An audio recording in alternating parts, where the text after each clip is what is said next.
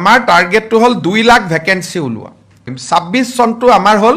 Post বিচৰা কাম যে ম্যাক্সিমাম পোষ্ট যাতে আমি বিচাৰিব পাৰোঁ নিযুক্তিৰ প্ৰক্ৰিয়াটোত আমি অকণমান দেৰি কৰিছোঁ এইটো কাৰণে যে আমি প্ৰথম ভেকেন্সিখিনি উলিয়াই ল'ব খুজিছোঁ সেকেন্ড আপোনালোকক কেইদিনমান পিছত মই ক'ম প্ৰমোশ্যনবিলাক পেণ্ডিং হৈ আছে প্ৰমোশ্যনবিলাক যদি নহয় তলত ভেকেন্সি নহয় আৰু কম পোষ্ট ওলালে ল'ৰা ছোৱালীবিলাকে য'তে যাওঁ তাতে কয় মামা পোষ্ট বঢ়াই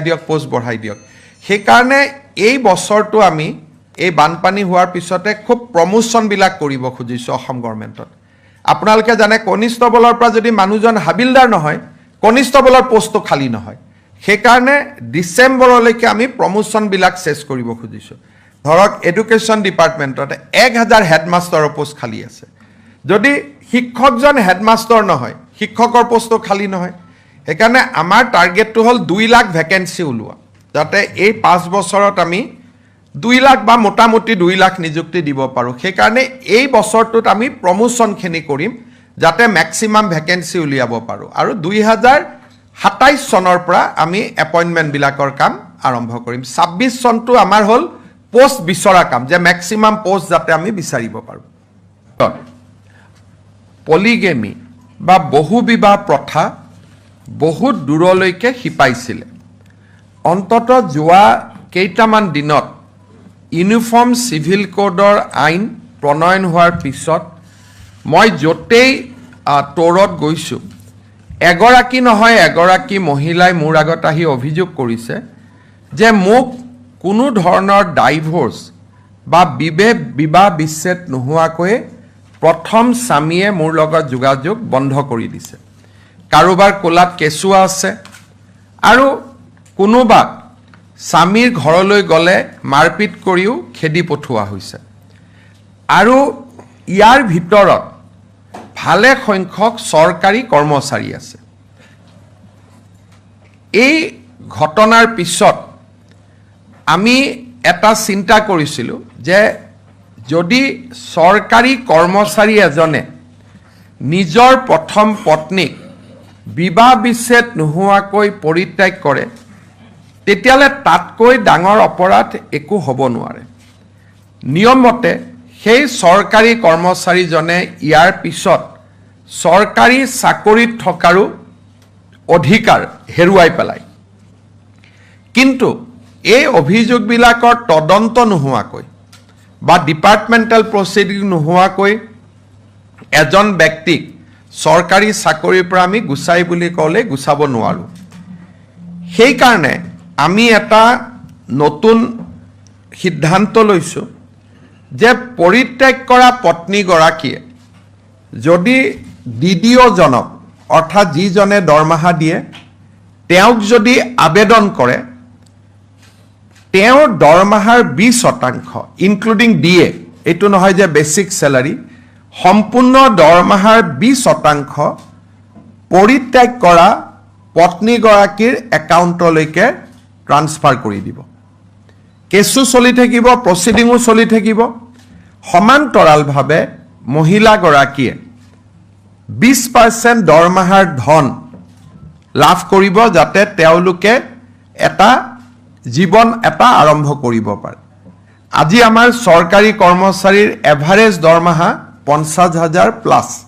ইন এণ্ড এৰাউণ্ড গতিকে লগে লগে অন্তত মাহত 10-12,000 টকা সেই পত্নীগৰাকীয়ে পৰিত্যাগ পত্নীগৰাকীয়ে লাভ কৰিব পাৰিব আৰু ইমানতে শেষ হৈ নাযায় কৰ্মচাৰীজনৰ ওপৰত ডিপাৰ্টমেণ্টেল প্ৰচিডিংও আৰম্ভ হ'ব সমান্তৰালভাৱে ভাৰতৰ কোনো ৰাজ্যত এতিয়ালৈকে পলিগেমি বা বহুবিবাহৰ বিৰুদ্ধে এনে ধৰণৰ ব্যৱস্থা হাতত লোৱা নাই আমি অসমে প্ৰথম আৰম্ভ কৰিছিলোঁ যে কোনোবা সন্তানে যদি চৰকাৰী কৰ্মচাৰী সন্তানে যদি নিজৰ পিতৃ মাতৃক কষ্ট দিয়ে টকা পইচা নিদিয়ে দৰমহাৰ 10ৰ পৰা 15% প্ৰণাম আয়োগে কৰ্মচাৰীজনৰ পিতৃ মাতৃক হস্তান্তৰ কৰিব পাৰিব ইয়াৰ পিছত কিছু সংখ্যক এনে ব্যৱস্থা লোৱাৰ পিছত এতিয়া চৰকাৰী কৰ্মচাৰীৰ বিৰুদ্ধে এনে অভিযোগ প্ৰায় নোহোৱা হৈছে মই ভাবোঁ যে আজি আমাৰ ৰাজ্য চৰকাৰে যিটো সিদ্ধান্ত লৈছে ইও আমাৰ আই মাতৃসকলক সুৰক্ষা দিয়াত এক ডাঙৰ पदक्षेप हिसाबे थियो दिबो। मैं हिंदी में भी बोलने का भी कोशिश करूंगा। हमारे बहुत सारे सरकारी कर्मचारी ने डाइवोर्स बिना पहला पत्नी को त्याग कर देने का घटना हमारे सामने निरंतर आ रहे थे। सरकारी कर्मचारी कभी भी बहु विवाह नहीं कर सकता है पहला पत्नी को डाइवोर्स करने का पहले, लेकिन यह सिलसिला चलते रहे और बहुत सरकारी कर्मचारी भी ये काम ने अपने आप को इन्वॉल्व किया। हमने निर्णय लिया हो ऐसा हर सरकारी कर्मचारी का खिलाफ सरकार डीपी करेगा, सरकार व्यवस्था लेगे और जब तक ये डीपी व्यवस्था कंप्लीट नहीं होगा तब तक पहला पत्नी का अकाउंट में हम 20% तनख्वाह सरकार का लेवल से ही डायरेक्टली हम पहला पत्नी का खाता में ट्रांसफर करने का काम करूंगा। ये 20 पहले हमने असम में निर्णय लिया था कि अगर कोई सरकारी कर्मचारी अपना पिता माता का देखभाल नहीं करेगा तब हम तनख्वाह से 10 से 15% डिडक्ट करके पिता माता के अकाउंट में भेजूंगा। यह स्कीम काफी सक्सेस रहा। आज पिता माता का व्यवस्था, पिता माता का ख्याल नहीं रखते हैं ऐसा कंप्लेन घट गया। मेरा लगता है अभी जो 20% सैलरी हम ट्रांसफर करूंगा पहला पत्नी का नाम में और साथ साथ डिपार्टमेंटल प्रोसीडिंग भी शुरू होगा, मेरा लगता है कि असम का सरकारी कर्मचारी में बहु विवाह बंद होगा। पहला पत्नी को छोड़ देने का जो एक घृणनीय काम करते हैं इस काम का भी समाप्त होगा। मैं मेरा 15 अगस्त का स्पीच में इसका बारे में बोला और आज आप लोगों का थ्रू से मैं सबको यह संदेश देना चाहता हूं कि सरकार कठोर होगा। उसका पहले ही आप लोग जो भी ये बहु विवाह का काम में इन्वॉल्व है ये काम से बाहर होने का आप लोग शुरू करें, नहीं तो सरकार आप लोगों का ऊपर सख्त से सख्त कदम लेगा। द्वितीयते आमी 2 अक्टोबৰৰ পৰা অসমত এটা কাম কৰিব খুজিছোঁ। যোৱা কেইদিনমানত আমি আমাৰ সেক্ৰেটাৰিয়েটত মই আপোনালোকক পিছত দেখুৱাম আমাৰ এটা ই-ফাইল ব্যৱস্থা এটা আমি আৰম্ভ কৰিছোঁ। ই-ফাইল ব্যৱস্থাত চৰকাৰলৈ অহা প্ৰত্যেকখন নথি আমি ৰেজিষ্টাৰ কৰোঁ। প্ৰত্যেক ফাইল কাৰ ওচৰত কিমান দিন আছে সেইটো আমি দেখা পাওঁ আৰু যিকোনো এখন কাগজ যদি মোৰ টেবুলত পৰি আছে, ৰণুজ পেগুৰ টেবুলত পৰি আছে, কোনোবা বিষয়াৰ ওচৰত বহি আছে আমি তাক স্পষ্ট কৰি চাব পাৰোঁ। ইয়াৰ ভিতৰত আমি দেখা পাইছিলোঁ যে বৰ্তমান অসম চৰকাৰৰ সচিবালয়ত এনেকুৱা পেণ্ডিং কাগজ বা ফাইলৰ সংখ্যা প্ৰায় 3 লাখতকৈ বেছি আছে। এই 3 লাখ এনেকুৱা নহয় যে হয়তো কিছুমান খুব ৰুটিন কামো আছে, কিন্তু তথাপিতো যদি আমি চাব যাওঁ যে 3 লাখ কৰস্পণ্ডেন্স আৰু 3 লাখ ফাইল আজিৰ দিনটোত উন্মুক্ত হৈ আছে, ডিছপ'জেল হোৱা নাই। সেই ধৰণে ডাইৰেক্টৰেট আৰু ডিচি কোৰ্টতো সমান সংখ্যক কাগজ নিশ্চিতভাৱে জমা হৈ আছে। আমি এতিয়া 2 অক্টোবৰৰ পৰা প্ৰজেক্ট সদ্ভাৱনা বুলি আমি এটা কাম আৰম্ভ কৰিম যে 2 অক্টোবৰৰ পৰা 31 জানুৱাৰীলৈকে আমাৰ অসম চৰকাৰৰ ভিতৰত যিমান পেণ্ডিং কাগজ আৰু ফাইলছ আছে আমি সকলোৱে তাক ডিছপ'জ কৰিব পাৰিম। এটা পোৰ্টেল হ'ব য'ত নেকি ৰাইজেও আবেদন কৰিব পাৰিব যে মোৰ অমুকখন কাগজ জমা হৈ আছে। এনেকুৱা নহয় যে অকল চৰকাৰে দেখাখিনি কৰিব। চৰকাৰৰ নজৰত নাথাকাও যদি কিবা কাগজ আমাৰ সচিবালয়ত পেণ্ডিং হৈ আছে তাকো ৰাইজে লিখিব পাৰিব। ডাইৰেক্টৰেটবিলাকত যদি পেণ্ডিং হৈ আছে তাকো ৰাইজে লিখিব পাৰিব আৰু জিলা আয়ুক্তৰ কাৰ্যালয়টো যদি বছৰ বছৰ ধৰি পেণ্ডিং হৈ আছে তাক ৰাইজে লিখিব পাৰিব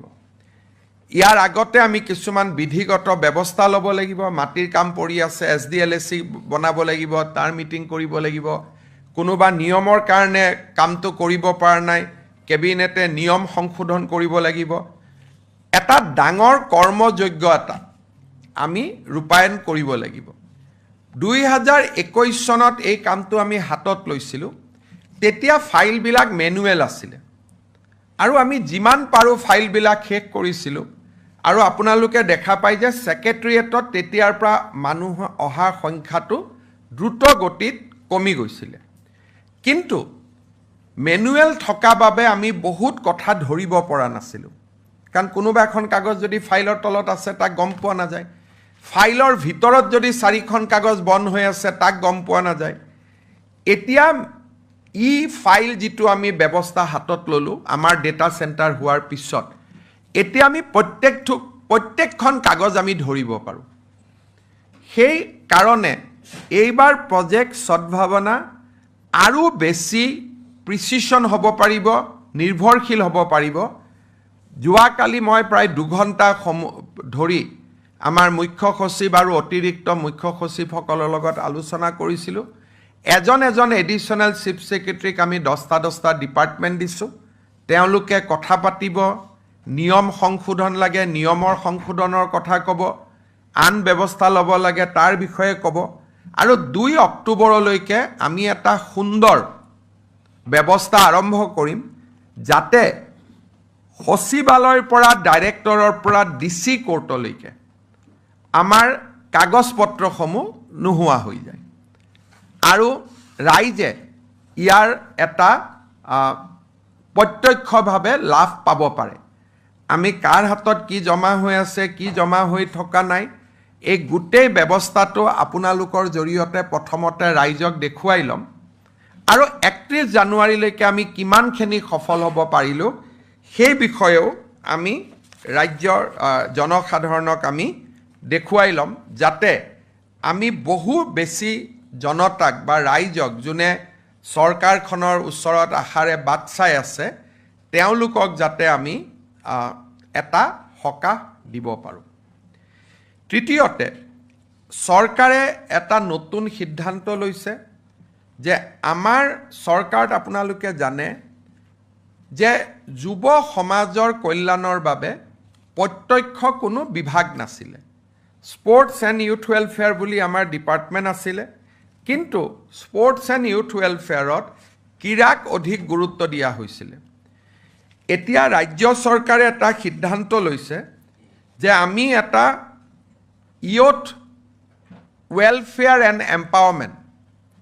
এটা নতুন বিভাগ আমি নিৰ্মাণ কৰিম যিটো বিভাগৰ আওতালৈকে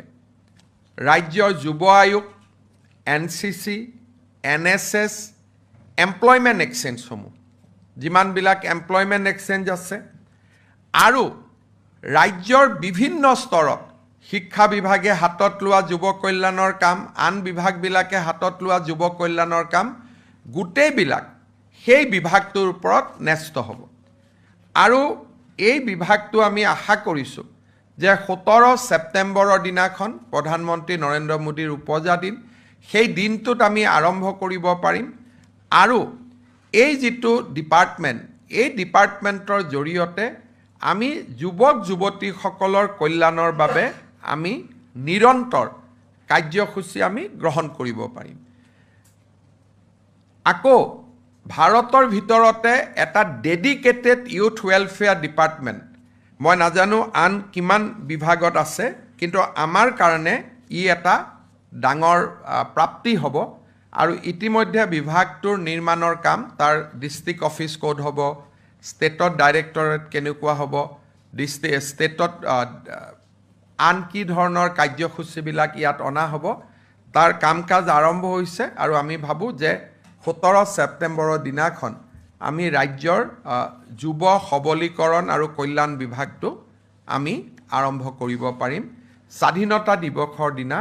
এই বিষয়েও আমি উল্লেখ কৰিছোঁ 4 নম্বৰ, আপোনালোকে জানে যে ৰাজ্যৰ কৃষি বিভাগটোক আমি সজাই পৰাই তোলাৰ ক্ষেত্ৰত এই চৰকাৰে প্ৰাথমিকতা দিছে, কৃষি, জলসিঞ্চন গোটেই বিভাগবিলাকক। কিন্তু আমাৰ দৃষ্টিত শিক্ষিত যুৱক যুৱতী যেতিয়ালৈকে কৃষি খণ্ডলৈকে নাহে, তেতিয়ালৈকে আমি কৃষিৰ আধুনিকৰণ বা মডাৰ্ণাইজেশ্যন, য'ত নেকি এক্সপৰ্টৰ ধৰি বিভিন্ন ধৰণৰ নতুন আঁচনি জড়িত হৈ থাকিব, তাক কৰাটো যথেষ্ট অসুবিধা হ'ব। এই বছৰৰ পৰা আমি মুখ্যমন্ত্ৰীৰ কৃষক উৎকৰ্ষ বঁটা এটা দিব খুজিছোঁ, য'ত নেকি শিক্ষিত নিবনুৱা যুৱক যুৱতীয়ে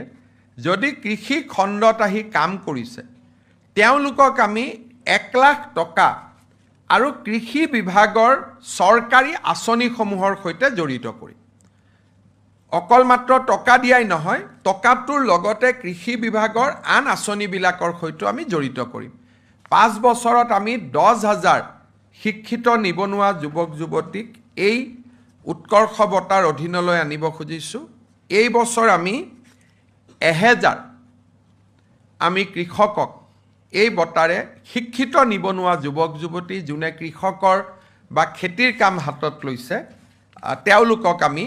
এই বঁটাৰে সন্মানিত কৰাৰ বাবে চেষ্টা কৰিম। আমি বহু সময়ত জাষ্টিছ বিপ্লৱ শৰ্মা আইনখনৰ বিষয়ে আলোচনা কৰিছিলোঁ। জাষ্টিছ বিপ্লৱ শৰ্মা কমিশ্যনৰ এটা ৰিকমেণ্ডেশ্যন আছিল যে ৰাজ্যৰ কিছু নিৰ্দিষ্ট ৰেভিনিউ ব্লকত অকল অসমৰ অৰিজিনেল চিটিজেনসমূহে যাতে মাটি কিনা বেচা কৰিব পাৰে। আমি ৰাজ্যৰ 40টা ৰেভিনিউ চাৰ্কুলত, মই বিধানসভাত ঘোষণা কৰি 15 আগষ্টৰ দিনা ঘোষণা কৰিছোঁ যে ৰাজ্যৰ 40টা ৰেভিনিউ চাৰ্কুলত অকল অসমৰ খিলঞ্জীয়া বাসিন্দাসকলেহে যাতে মাটি কিনা বেচা কৰিব পাৰে, তাৰ আমি এখন শক্তিশালী আইন আমি অনাৰ কথা 15 আগষ্টৰ দিনা ঘোষণা কৰিছোঁ। আমি কোনকেইটা ৰেভিনিউ চাৰ্কুল হ'ব তাৰ ওপৰত আমি সংশ্লিষ্ট সকলো পক্ষৰ লগতে আলোচনা কৰিম আৰু আমি 40টা ৰেভিনিউ চাৰ্কুল আমি আইডেণ্টিফাই কৰিম। আমি সেইদিনাখনেই 15 আগষ্টৰ দিনা 2টা ডাঙৰ আমি অভিযান হাতত লৈছোঁ। আপোনালোকে জানে যে 1228 চনত স্বৰ্গদেউ চাওলুং চুকাফা পাটকাই পৰ্বতেৰে অসমলৈ আহিছিল। 2028 চনত স্বৰ্গদেউ চাওলুং চুকাফাৰ অসম আগমনৰ 8 বছৰ পূৰ্তি হ'ব। এই 2028 চনটো আমি খুব সুন্দৰভাৱে স্বৰ্গদেউ চাওলুং চুকাফাৰ বৰ অসম নিৰ্মাণৰ প্ৰতি যি অনবদ্য অৰিহণা আছিল, একক অনন্য বৰঙণি আছিলে, তাক সোঁৱৰণ কৰি 2028 চনটো আমি উদযাপন কৰিবলৈ সিদ্ধান্ত গ্ৰহণ কৰিছোঁ। ইয়াৰ সমান্তৰালভাৱে ই এটা কাকতলীয়া সংযোগে হওক বা আন এক নষ্টালজিক অনুভৱে হওক, এই 2028 চনটো আন এক বিশেষ কামৰ কাৰণে বা বিশেষ মাইলষ্টোনৰ কাৰণে বা বিশেষ ঐতিহাসিক ঘটনাৰ কাৰণে গুৰুত্বপূৰ্ণ যে 1828 চনত, অৰ্থাৎ 2028 চন হ'লে 200 বছৰ হ'ব, 1828 চনত গোমধৰ কোঁৱৰে প্ৰথম ব্ৰিটিছৰ বিৰুদ্ধে বিদ্ৰোহ আৰম্ভ কৰিছিল। 2028 চনটো চুকাফাৰ অসম আগমনৰ 8 বছৰ আৰু গোমধৰ কোঁৱৰৰ বিদ্ৰোহৰো 200 বছৰ পূৰ্ণ হ'ব। সেই ফালৰ পৰা 2028 চনটো অসমৰ বাবে এটা বিশেষ গুৰুত্বপূৰ্ণ বৰ্ষ। তাক আমি সম্পূৰ্ণ ঐতিহাসিক দৃষ্টিৰে আৰু বিনম্ৰতাৰে সৈতে ৰাজ্য চৰকাৰে পালন কৰিবলৈ সিদ্ধান্ত গ্ৰহণ কৰিছে।